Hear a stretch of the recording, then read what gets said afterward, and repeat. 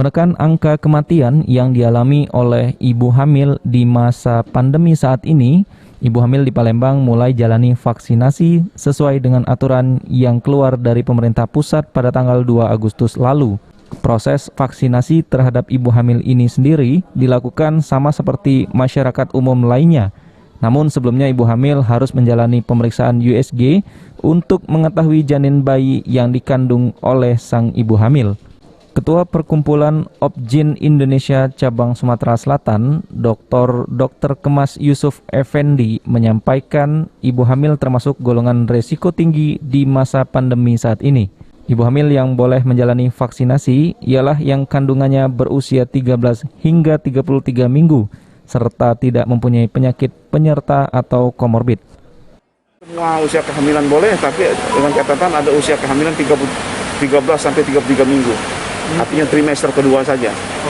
Berarti di luar atau sebelum itu? Nggak boleh. Atau kalau andaikan pada ibu hamil datang di screening ada komorbid, misalnya DM, hipertensi, minimal dia terkontrol. Kalau dia tidak terkontrol DM-nya, hipertensi tidak terkontrol, atau belum terkontrol, kita tunda dulu. Vaksinasi untuk ibu hamil sendiri cukup disambut antusias oleh sejumlah ibu hamil. Walaupun sempat khawatir, para ibu hamil ini tetap menjalani vaksinasi karena untuk bisa menjaga diri. Untuk prevention sih ya, soalnya sebenarnya saya sudah pernah kena COVID itu di bulan Januari, tapi untuk lebih pengamanan lagi sih sama janin, dan mungkin ada karena sekarang kan udah lebih banyak lagi kasus kan, jadi untuk prevention aja sih.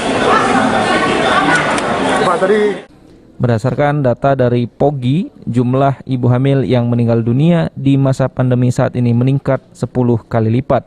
Bahkan di Sumatera Selatan, kematian ibu hamil sebanyak 16 kasus. Firman Hidayat, PAL TV.